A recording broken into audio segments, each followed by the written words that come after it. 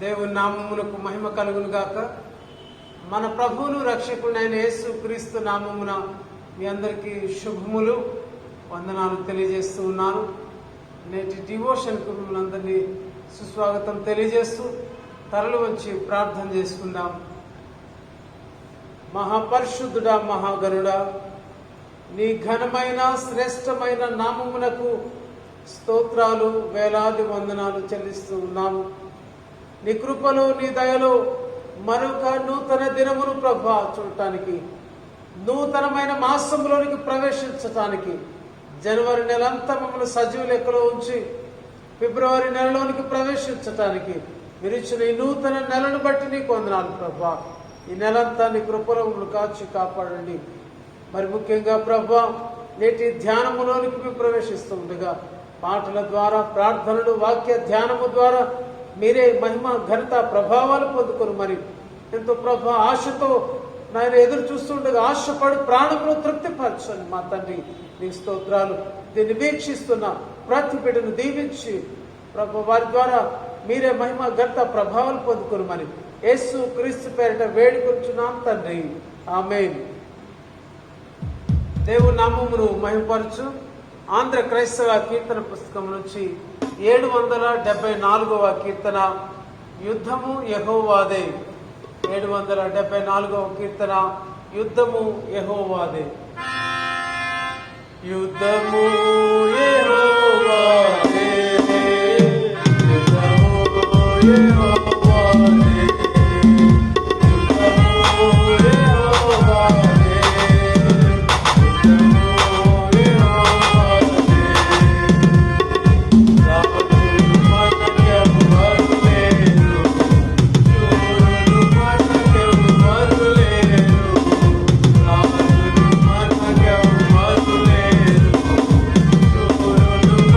Yo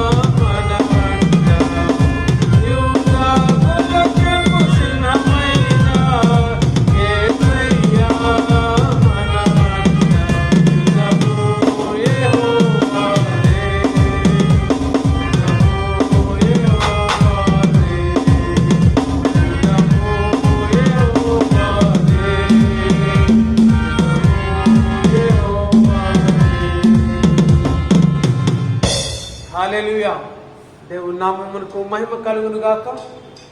ప్రియమైన సంఘమ, మరొకసారి మీ అందరికీ ప్రభు అయిన యేసు క్రీస్తు నామమున నూతన మాసపు శుభములను తెలియజేస్తూ, ప్రభు కృపలో జనవరి నెలంతా మనం ముగించుకొని 2వ నెల ఫిబ్రవరి నెలలోనికి ప్రవేశించి ఉంటూ ఉన్నాము. నేటి ధ్యానమునకై ఏర్పాటు చేయబడిన లేఖన భాగములు ద్వితీయోపదేశ కాండము 20వ అధ్యాయము 1 నుంచి 20 వచనములు, పత్రికల భాగము నుంచి రోమీలకు రాసిన పత్రిక 11వ అధ్యాయము 5వ వచనం నుంచి 15 వచనాలు. ఈ 2 లేఖన భాగములను అనుసరిస్తూ మనము నేడు ఏర్పాటు చేసుకున్నటువంటి అంశము, నేడు మనము ధ్యానింప తలంచినటువంటి అంశము, యుద్ధ వీరులు కృపకు పాత్రులు. యుద్ధ వీరులు కృపకు పాత్రులు. Heroes of warfare deserving of grace. ప్రియమైన దేవుని బిడ్డలారా, యుద్ధ వీరులు అనగానే బైబిల్ గ్రంథములో పాత నిబంధనలో మనము జ్ఞాపకం తెచ్చుకునేటువంటి యుద్ధ వీరుల్లో గిద్యోను, బారాకు, సంసోను, యెఫ్తా, దావీదును, యెహోషువను మనం చూడగలం. వీరంతా యుద్ధమును చేసి యుద్ధములో జయించినటువంటి యుద్ధ వీరులు. వీరంతా తమ యొక్క శౌర్యమును బట్టి, తమకున్నటువంటి బలమును బట్టి, తమకున్నటువంటి సైన్యమును బట్టి యుద్ధములో గెలిచినటువంటి వారు కాదు, కానీ దేవుని యొక్క నడిపింపు చేత, దేవుని యొక్క శక్తి చేత వారి యొక్క యుద్ధాల్లో గెలిచి ఇశ్రాయేలు ప్రజలకు గొప్ప విజయాన్ని సాధించినట్టుగా మనము గమనించగలము. ప్రియమైన దేవుని బిడ్డలారా, ఈరోజు మనకు ఏర్పాటు చేయబడినటువంటి అంశమును మనం చూస్తే, లోతుగా దాన్ని ధ్యానించినట్లయితే ద్వితీయోపదేశ కాండములో 20వ అధ్యాయంలో మనం గమనించగలిగేది, దేవుడైన యెహోవా మోషే ద్వారా తెలియజేస్తున్నటువంటి విషయములు, యుద్ధములకు వెళ్తున్నటువంటి సైన్యము, యుద్ధములో పాల్గొనేటువంటి వీరులు, యుద్ధ వీరులు ఏ విధమైనటువంటి ఉద్దేశాలతో ముందుకు వెళ్ళాలి, ఏ తలంపుతో ఆ యుద్ధములో పాల్గొనాలో అక్కడ చెప్పబడుతున్నది. చాలాసార్లు యుద్ధమునకు వెళ్ళేటువంటి సైన్యము, దాన్ని నడిపించేటువంటి వీరులైనటువంటి వారు, యుద్ధ యోధులు తమ యొక్క బలమును బట్టి గర్విస్తూ, అతిశయిస్తూ, తమ యొక్క బలమును బట్టి గుర్రాలు, రౌతులు, సైన్యమును బట్టి అంచనాతో యుద్ధానికి వెళ్ళేవారు ఉన్నారు. ఎదుటి రాజ్యం యొక్క బలహీనతను చూసి కూడా తాము గెలవగలము అనేటువంటి ఆలోచనతో యుద్ధానికి వెళ్ళేవారు ఉన్నారు. కానీ ఇక్కడ దేవుడైనటువంటి యెహోవా తన ప్రజలైనటువంటి ఇశ్రాయేలులకు తెలియజేస్తున్నది, మీరు యుద్ధములకు వెళ్తున్నప్పుడు మీ సొంత శక్తి మీద ఆధారపడటం కాదు, కానీ మీ దేవుడైన యెహోవా మీకు ముందుగా నడుస్తున్నాడు. భయపడవద్దు, జడియవద్దు, దిగులు పడవద్దు, అధైర్యపడవద్దు. యుద్ధము యెహోవాదే. నిన్ను ఏమాత్రం విడువడు, ఎన్నడను ఎడబాయని వాగ్దానము చేసినటువంటి దేవుడు మీతో ఉన్నాడు గనుక దేవుని యందు విశ్వాసముతో అడుగు ముందుకు వేసి విజయమును సాధించండి. యుద్ధ రంగములో, ఆ బ్యాటిల్ ఫీల్డ్ లో మీరు యుద్ధములో గెలుస్తారు, విజయమును సాధిస్తారని వాక్యము ద్వారా వారిని హెచ్చరింపబడుతూ, వారిని ప్రోత్సహిస్తున్నటువంటి మాటలను మనము చూడగలుగుతూ ఉన్నాం. చాలాసార్లు తమ బలమును బట్టి, తమకున్న సైన్యమును బట్టి అతిశయిస్తూ ఉంటారు. కానీ ఎదుటి వారి యొక్క సైన్యము, ఎదుటి రాజ్యం యొక్క సైన్యము తమ కంటే బలమైనప్పుడు, వారు తమ కంటే యుద్ధశూరులై తాము బహుబలము కలిగినప్పుడు భయపడి పారిపోయిన సందర్భాలు ఎన్నో ఉన్నాయి. అందుని బట్టి దేవుడు అంటున్నాడు, ఎదుటి వారి సైన్యము చూసి, ఎదుటి వారి శక్తిని చూసి, వారికి ఉన్నటువంటి బలమును చూసి మీరు భయపడవద్దు. ఎందుకనగా యుద్ధము చేయవాడు మీ పక్షమున జీవము కలిగినటువంటి దేవుడు. యుద్ధము చేసేది యెహోవాయే. మీరు విశ్వాసముతో ఆయన మీద ఆధారపడి ధైర్యముతో వెళ్ళండి, ధైర్యముతో యుద్ధము చేయండి అనేక మంది యుద్ధాలకు వెళ్తున్నప్పుడు తమకున్నటువంటి గుర్రాలను, రథాలను బట్టి అతిశయిస్తారు. ఏ రాజైనా, ఏ సైన్యమైనా తమకున్నటువంటి సైన్య బలమును బట్టి, ఆయుధ బలమును బట్టి అతిశయిస్తారు. కానీ పాత నిబంధన కాలములో ఇశ్రాయేలీలు సాధించిన ప్రతి విజయములోనూ కేవలం వారు మారిన ఆయుధాలతో విజయమును సాధించలేదు. ఎదుటివారిని తమకున్న శక్తితో, బలముతో కాదు, గాని జీవము కలిగినటువంటి దేవుని యొక్క నడిపింపు చేత వారు విజయాలను పొందుకోగలిగారు, విజయాలను సాధించగలిగారు. అందుకే ఇక్కడ చెప్పబడుతుంది, కీర్తనకారుడు 20వ కీర్తన 7వ చరణంలో చెప్పబడుతుంది, కొందరు రథాలను బట్టి, కొందరు గుర్రములను బట్టి అతిశయపడుదురు. మనమైతే మన దేవుడైన యెహోవా నామమును బట్టి అతిశయపడదుము. దేవుని నామమును బట్టి అతిశయిద్దాం, దేవుని బట్టి సంతోషిద్దాము. రాజుని బలమును బట్టి సంతోషిస్తున్నాడు. 21వ సంకీర్తన 21వ సంకీర్తన కలిపి మనం చదవాలి. ఒక రాజు తన యొక్క గుర్రాలను బట్టి, ఒక రాజు తన సైన్యమును బట్టి అతిశయించాలి, కానీ రాజు దేవుని బట్టి సంతోషిస్తున్నాడట. ప్రియమైన దేవుని బిడ్డలారా, మనం మన దేవుని బట్టి అతిశయించాలి. అక్కడ ఇశ్రాయేలులకు తెలియజేస్తున్నటువంటి మాట, యుద్ధమునకు సైన్యం వెళ్తుండగా వారు చెప్తున్నటువంటి మాటలు, దేవుని మీద ఆధారపడండి, మనుషులను చూసి భయపడవద్దు, సైన్యమును చూసి భయపడవద్దు. ఈరోజు ప్రతి విశ్వాసి ఈ లోకములో మనం పోరాడాల్సిందే. అంధకార శక్తులతో నీవు యుద్ధము చేయవలసిందే, లోకాశలతో నీవు యుద్ధము చేయవలసినదే. కనుక నువ్వు పోరాడాల్సినటువంటి ఈ పోరాటములో నువ్వు ధైర్యముగా ఉండాలి. నీ శక్తి ఉండకపోవచ్చు, నీకు బలం ఉండకపోవచ్చు, ఎదుటి వారు బలవంతులై ఉండొచ్చు, కానీ మన పక్షమున యుద్ధము చేయువాడు యెహోవాయే. భయపడకుడి, జంకకుడి, నిబ్బరము కలిగి ఉండుడి, ధైర్యము కలిగి ఉండుడి. ప్రియమైన దేవుని బిడ్డలారా, చాలాసార్లు ఈ మాటలు చాలా గొప్పగా అనిపిస్తాయి, కానీ మన జీవితంలో శ్రమలు వచ్చినాడు, మన జీవితంలో మనం బలహీనుడైనప్పుడు పడిపోతూ ఉంటాం. ఈ మాటలు మర్చిపోతాం. దేవుడు మన బలపరుస్తున్నాడు. భయపడవద్దు, జడియవద్దు, జంకవద్దు, నేను మిమ్మల్ని లేవనెత్తుతానని చెప్పినటువంటి మాటలను మర్చిపోయి తొట్టిల్లి అధైర్యపడినటువంటి సందర్భాలు ఎన్నో ఉన్నాయి. ప్రియమైన దేవుని బిడ్డలారా, దావీదు జీవితాన్ని మనం గమనించగలిగినట్లయితే సమూయేలు మొదటి గ్రంథములో 17వ అధ్యాయంలో దావీదు యుద్ధానికి వెళుతూ ఉన్నాడు. వాస్తవంగా తన దగ్గర ఏ మారణాయుధాలు లేవు. తను యుద్ధములో ఆ యొక్క అలంకరణ చేసుకోవడానికి, వాటిని యుద్ధాయుధాలను ధరించుకోవడానికి తనకు అలవాటు కూడా లేదు. కానీ దావీదు ఇశ్రాయేలు ప్రజలను శపిస్తున్నటువంటి ఫిలిస్తీయుడైనటువంటి గొలియాతును, 6 మూళ్ళ జానుడు అయినటువంటి గొలియాతును జీవము కలిగిన దేవుని నామమున జయించగలిగాడు. తన దగ్గర మారణాయుధాలు లేవు, కానీ వాడి సెరలో ఒక రాయిని పెట్టి ఆ యొక్క రాయితో 6 మూర్ల జానుడు కలిగినటువంటి మహాపరాక్రమం కలిగిన యుద్ధశూరుడైనటువంటి గొలియాతును దావీదు చంపగలిగాడు. అంటే అది దేవుని యొక్క శక్తి. ఈరోజు యుద్ధ వీరులకు చెప్తున్నటువంటి మాట, వారి జీవిత యాత్రలు, వారి యుద్ధములు చేసి గెలిచారు అంటే వారి యొక్క శౌర్యము, వారి యొక్క బలము, వారి యొక్క శక్తి కాదు, కానీ దేవుని యొక్క నడిపింపును బట్టి వారు విజయాలను సాధించగలిగారు. ప్రియమైన దేవుని బిడ్డలారా, ఇక్కడ చెప్తున్నటువంటి మాట, భయపడేవారు, పిరికి గుండెగలిగేటువంటి వారు, అధైర్యపడేటువంటి వారు తాము భయపడటం మాత్రమే కాదు, తాము యొక్క ధైర్యమును జారిపోవటం మాత్రమే కాదు, ఎదుటి వారిని కూడా వారి యొక్క ధైర్యము నుంచి చెడగొట్టే వారుగా ఉంటారు. కనుక యుద్ధములో పాల్గొనేటువంటి సైనికులకు మరొక నియమం ఏమిటంటే, ధైర్యము చెడినటువంటి వారు, పిరికి గుండె కలిగినటువంటి వారు, స్థిరత్వము లేనటువంటి వారు యుద్ధము నుంచి వెనుకకు వెళ్ళిపోవాలి. వారి వలన ఇతరుల యొక్క ధైర్యం కూడా చెడిపోయే అవసరత ఉంటుంది.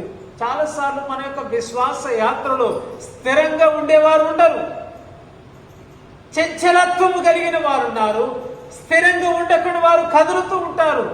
చలనము కలిగి నిశ్చలత లేకుండా చంచలత్వముతో జీవించే వారు ఉన్నారు.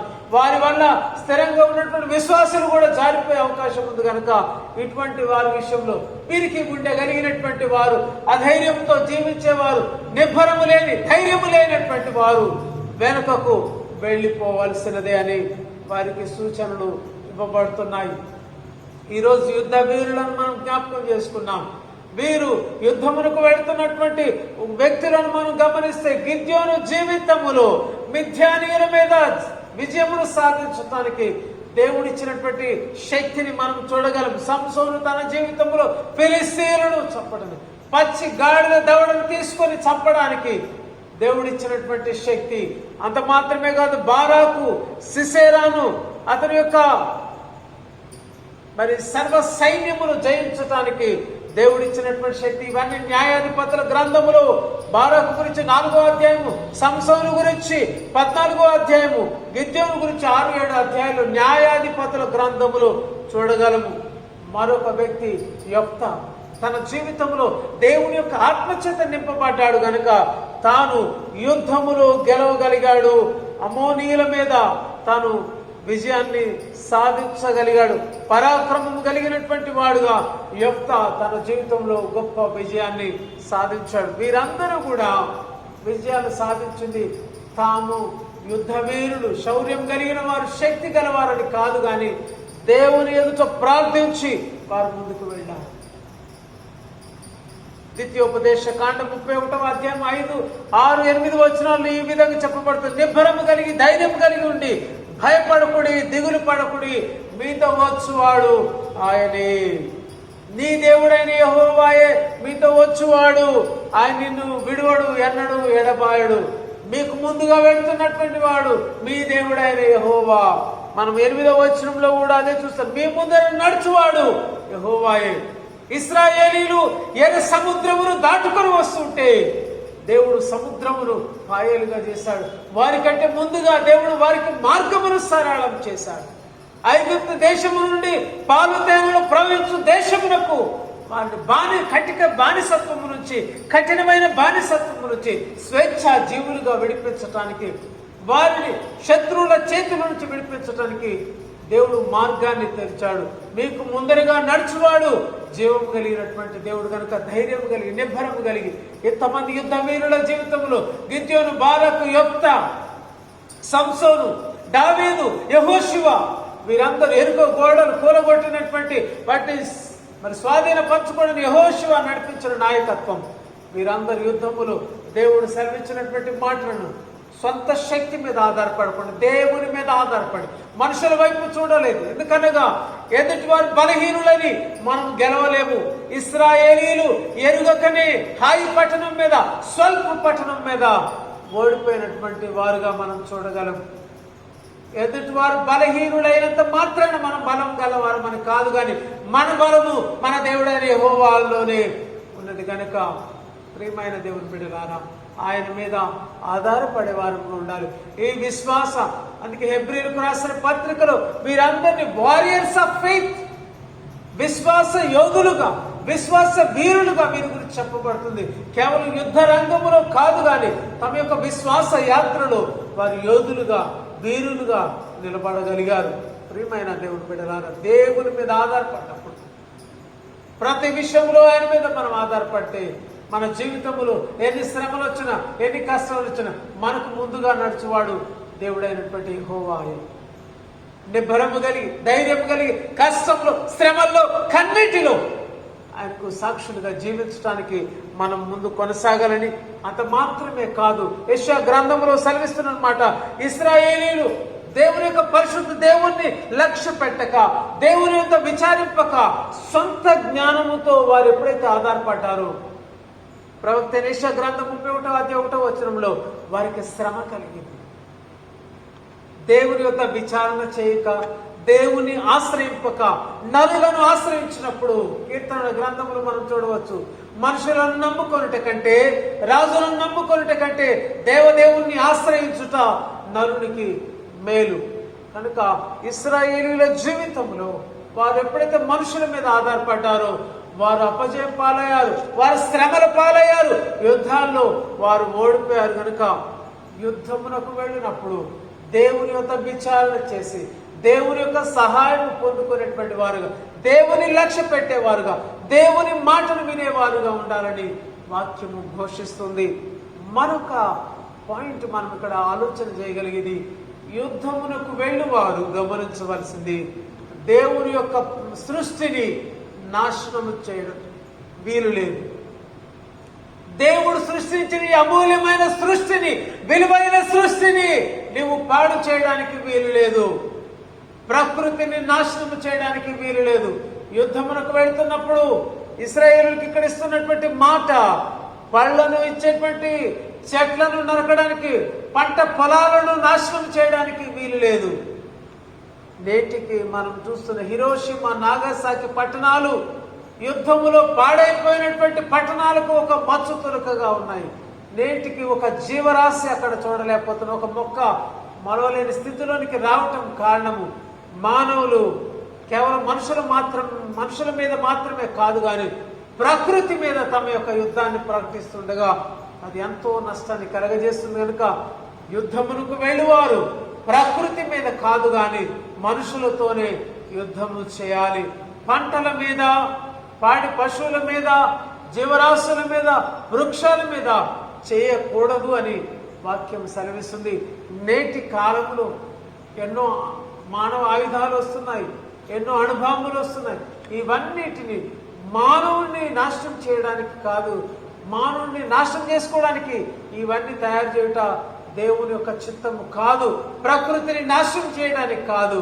ప్రియమైన దేవుని బిడ్డలారా, ఈ యుద్ధములో మరొక మాట చెప్పబడుతుంది, వీర శక్యమైతే సమాధాన పడుడి అని వాక్యం ద్వారా హెచ్చరింపబడుతున్న యుద్ధ వీరులు వారి జీవితాల్లో యుద్ధము చేసి గెలవటానికి, యుద్ధములో విజయం పొందుకోవడానికి వారి పక్షమున వ్యాజ్యమాడింది, వారి పక్షమున యుద్ధం చేసింది. యుద్ధము యెహోవాదే. మన జీవితాల్లో దేనితో మనం శ్రమ పడుతున్నా, ఎన్ని కష్టాలు ఉన్నా, ఎన్ని శ్రమలు ఉన్నా, లోకాశలతో నీవు పోరాడుతున్నా, యుద్ధము అంతిమ విజయం మీదే. మన పక్షమున యుద్ధము చేయవాడు యెహోవాయే. నేటి పత్రిక పాఠ్య భాగంలో మనం గమనించగలిగినట్లయితే రోమీయులకు రాసిన పత్రిక 11వ అధ్యాయంలో స్పష్టంగా మాట్లాడుతూ ఉన్నారు, కృపచేత రక్షింపబడ్డాము. ఏ వ్యక్తి కూడా తన జీవితంలో తన క్రియలను బట్టి, తాను జీవించినటువంటి వంశమును బట్టి, తాను జీవించినటువంటి కుటుంబమును బట్టి రక్షింపబడటానికి అవకాశం లేదు. అందును బట్టి పౌలు, అపోస్తులైన పౌలు ఫిలిప్పీలకు రాసిన పత్రికలో 3వ అధ్యాయంలో స్పష్టంగా సెలవిస్తున్నాడు, ఏ వ్యక్తి కూడా శరీరమును ఆస్పదం చేసుకొనవద్దు. భౌతిక పరమైనటువంటి విషయాలను బట్టి ఎప్పుడు కూడా అతిశయించవద్దు అని సెలవిస్తున్నాడు. ఫిలిప్పీలకు రాసిన పత్రిక 3వ అధ్యాయం 5వ వచనంలో, 8వ దినమున నేను సున్నతి పొందితిని, ఇశ్రాయేలు వంశపు వాడను, బెన్యామీను గోత్రములో పుట్టి హెబ్రీయుల సంతానమైన హెబ్రీయుడనై, ధర్మశాస్త్ర విషయంలో పరిసయుడనై, సంఘమును ఆసక్తి విషయంలో సంఘమును హింసించువాడనై, ధర్మశాస్త్రము వలన నీతి విషయమే అనింద్యుడనైతేని. ఏ పాపము ఎరిగినటువంటి అనింద్యుడు ధర్మశాస్త్ర విషయంలో, కానీ యేసుక్రీస్తు యొక్క విషయంలో, రక్షణ విషయంలో ప్రభువుకు బహుదూరమయ్యాడు. అందుకే అన్నాడు అపోస్తలుడైన పౌలు అంటున్నాడు, పూర్వము నేను హానికరుడును, దూషకుడును, హింసకుడును, సంఘమును హింసించినటువంటి వాడును, అని కృపచేత రక్షింపబడ్డాడు. ఫిలిప్పీలకు రాసిన పత్రికలు అంటూ, నేను క్రీస్తును సంపాదించుకొని ఏదైతే నాకు లాభం వాటన్ని సమస్తము నష్టముగా ఎంచుకుంటున్నాను, పెంటగా ఎంచుకుంటున్నానని చెప్పగలిగాడు.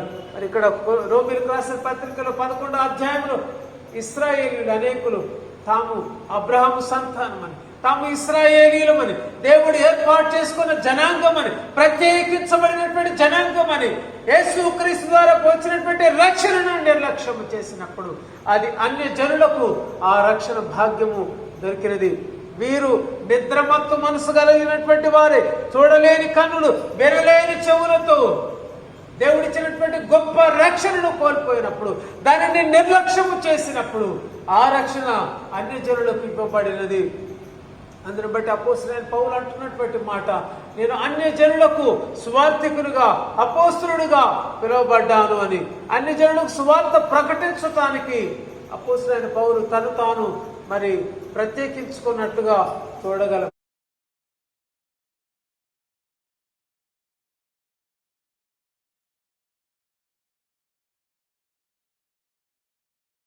ఏ వ్యక్తి కూడా క్రియల ద్వారా మరి రక్షింపబడలేడు, కానీ కృపచేతనే అనేకులు ఇశ్రాయేలీయులు తమ యొక్క మరి జీవించిన జీవిత విధానం ద్వారా దేవునికి ఇష్టలుగా జీవించలేకపోయారు. అందుని బట్టి హెబ్రీయులకు రాసిన పత్రిక 3వ అధ్యాయము 17వ వచనంలో చెప్పబడుతుంది, వారి యొక్క అరణ్య ప్రయాణములు వారు పిట్టలు రాలిపోయినట్లు రాలిపోయారు. దేవునికి కోపమును పుట్టించారు, ఉగ్రతను వారి మీద కూర్చున్నట్లుగా వారు జీవించి అరణ్యములో వారు శోధించి దేవుని యొక్క ఉగ్రతను పొందుకొని వారు అరణ్యములో రాలిపోయినట్లుగా వాక్యము సెలవిస్తుంది. ప్రియమైన సంఘమా, ఈరోజు మన యొక్క క్రియలు బట్టి కాదు, మన జీవిత విధానం పరిశుద్ధులమని కాదు, కానీ కేవలము కృపచేత మనము రక్షింపబడి ఉన్నాము. ప్రభువుకు స్థానం ఇచ్చేటువంటి వారంగా ఉండాలని మత్తయి సువార్త 19వ అధ్యాయము 16 నుంచి 30 వచనం చూసినట్లయితే అక్కడ యంగ్ రిచ్ రూలర్ గురించి, యవనస్తుడైన ధనికుడైనటువంటి యవన అధిపతి గురించి, అధికారి గురించి చూస్తూ ఉన్నాం. యేసు ప్రభు యొద్దకు వచ్చి అడుగుతున్నాడు, ప్రభువా నిత్య జీవమును స్వతంత్రించుకోవడానికి నేనేమి చేయాలన్నప్పుడు ప్రభు అంటున్నాడు, ఆజ్ఞలను తూచా తప్పకుండా పాటించు. ఆ యవనస్తుడు యవనస్తుడైనటువంటి అధికారి అంటున్నాడు, అయ్యా నేను బహుకాలము నుంచి వీటిని అనుసరిస్తూనే ఉన్నాను, ఇంకా నిత్య జీవమును స్వతంత్రించుకొనుటకు నాకు ఆటంకమేమి అని అన్నప్పుడు ప్రభు అంటున్నాడు, నీ యొక్క ఆస్తిని అమ్మి బీదరికిచ్చి వచ్చి నన్ను వెంబడించుము అని. ప్రియమైన దేవుని బిడ్డలారా, దేవుని మీద విశ్వాసం వచ్చినప్పుడు, దేవుని మీద ఆధారపడ్డప్పుడు దేన్నైనా విడిచిపెట్టడానికి, ఏదైనా మొదలు పెట్టడానికి సిద్ధంగా ఉండగలిగే మంచి మనసును దేవుడిస్తాడు. కానీ ధనికుడైన యవనస్తుడైనటువంటి ఈ అధిపతి తన ఆస్తిని విడిచిపెట్టలేకపోయాడు, తనకున్నటువంటి భోగ భాగ్యములు విడిచిపెట్టలేకపోయాడు, ఈ లోకమును విడిచిపెట్టలేకపోయాడు, ఈ లోక భోగములు అనుభవించాలనుకున్నాడు కనుక బెసరపడుచు దుఃఖపడుచు ముఖమును చెనబుచ్చుకొని తిరిగి వెళ్ళిపోయాడు. గొప్ప రక్షణను కోల్పోయాడు. క్రియలు బట్టి కాదు, తన జీవితంలో దేవుడు చేయాలనేటువంటి క్రియలు చేయగలడు, కానీ తన జీవితంలో ప్రభునందు విశ్వాసం ఉంచలేదు. లోకం వైపు తన లక్ష్యం ఉంది, దేవుణ్ణి లక్ష్య పెట్టలేదు. లోకమును లక్ష్య పెట్టినటువంటి ఈ ధనికుడైనటువంటి యవనస్తుడైనటువంటి అధిపతి ప్రభువును విడిచి లోకం వైపు వెళ్ళాడు, వ్యసనపడుచు వెళ్ళాడు, ముఖమును చిన్నబుచ్చుకొని వెళ్ళాడు, దుఃఖపడుచు వెళ్ళాడు, ధనమును ప్రేమించాడు, కృపను కోల్పోయాడు. ఈరోజు కృప చేత రక్షింపబడినటువంటి అనేకమైన అన్యజనులు దేవుని మహిమార్థమే జీవిస్తూ ఉండగా అనేక సంవత్సరాలుగా మరి జనరేషన్స్ టుగెదర్గా మరి ప్రభువు నమ్ముకున్నటువంటి మీరు ప్రభువుకు సాక్షులుగా జీవించటానికి, ఆయన నా మహిమార్థం ఈ లోకములో వర్ధిల్లటానికి, ఆయనకి ఇష్టమైనటువంటి వారుగా జీవించడానికి ప్రతిదినము ఆయన యొక్క వాక్యమును చదువుతూ వాక్యానుసారంగా జీవిస్తూ మరి ఈ లోకములో ఆయన యొక్క మహిమార్థమైనటువంటి జీవితాలు ఉండాలని వాక్యం చేత కోరబడుతున్నాం. అటువంటి ఆశీర్వాదకరమైన జీవితాలను వాక్యం వింటున్న మీ అందరికీ త్రియేక దేవుడు అనుగ్రహించునుగాక. ఆమేన్. తలలు వంచి ప్రార్థన చేసుకుందాం. గొప్ప దేవా, నీకు స్తోత్రాలు, వేలాది వందనాలు చెల్లిస్తున్నాం. యుద్ధ రంగంలోకి వెళుతున్నటువంటి యుద్ధ వీరులు తమ స్వశక్తి మీద, సొంత జ్ఞానం మీద కాదు కానీ ప్రభా, నీ మీద ఆధారపడ్డప్పుడు, నీ యందు విశ్వాసం ఉంచి లక్ష్యం నుంచి వెళ్ళినప్పుడు వారు విజయాలు సాధిస్తారని గిద్యోను, బారాకు, యెఫ్తా, సంసోను ప్రభా అనేకుల జీవితాల్లో విజయాలు ప్రభా వారి శక్తిని బట్టి కాదు కానీ ప్రభా నీవు ముందుగా వారికి నడిచి వారికి విజయమునిచ్చిన దేవుడవు, నీకు స్తోత్రాలు చెల్లిస్తున్నాం. ఈరోజు ప్రభా రక్షింపబడినది, రక్షణ కార్యమును ప్రభు జీవితాలు పొందుకోగలిగింది కేవలం ఎవరైతే విశ్వాసం ఉంచారో వారు కృప చేత రక్షింపబడ్డారు. ఆయనను ప్రభు ఇశ్రాయేలీయులు ఆ కృపను ప్రభు నిర్లక్ష్యం చేశారు, రక్షణను నిర్లక్ష్యం చేసి ప్రభు మందమైనటువంటి చెవులు గలవారై ప్రభు కళ్ళుండి చూడలేని, చెవు నుండి వినలేని స్థితిలో వారు ఉన్నారు. ప్రభా ఈరోజు మేము కూడా మా జీవితాల్లో విశ్వాస యాత్రలో ఇంకా మేము కఠినంగా ఉంటున్నామేమో, నీకు అయిష్టమైన జీవితాన్ని జీవిస్తుంటే మమ్మల్ని క్షమించండి ప్రభా, నీకు అనుకూలమైన జీవితాన్ని అనుగ్రహించండి. ఈ యొక్క ప్రార్థనలు ఏకీభవిస్తున్న ప్రతి బిడ్డను కృపలో జ్ఞాపకం చేసుకోండి. అనారోగ్యంతో బలహీనులుగా, రోగులుగా, వ్యాధిగ్రస్తులుగా ఉన్న వారిని ముట్టండి, స్వస్థపరచండి. సంఘం అంతటిని దీవించండి. సంఘపు సరిహద్దులను విశాలపరచండి. అధ్యక్ష మండలమును దీవించండి. దక్షిణ ఇండియా సంఘమును దీవించండి. సేవా పరిచర్యను, సేవను జరిగించు సేవకులను దీవించుమని వేడుకుంటున్నాం ప్రభా. మా పట్టణమును, రాష్ట్రమును, దేశమును, అధికారులను దీవించండి. ఈ ప్రార్థనలు ఏకీభవిస్తున్న ప్రతి బిడ్డను మీ కృపలతో వర్ధిల్ల చేయమని యేసు క్రీస్తు పేరిట ప్రార్థించి వేడుకుంటున్నాం తండ్రి. ఆమేన్. మన ప్రభు అయిన యేసు క్రీస్తు కృపయు, తండ్రి అయిన దేవుని ప్రేమయు, పరిశుద్ధాత్మ సహవాసము, సకల దీవెనలు, ఆశీర్వాదాలు మీ అందరికీ తోడయుండును గాక. ఆమేన్.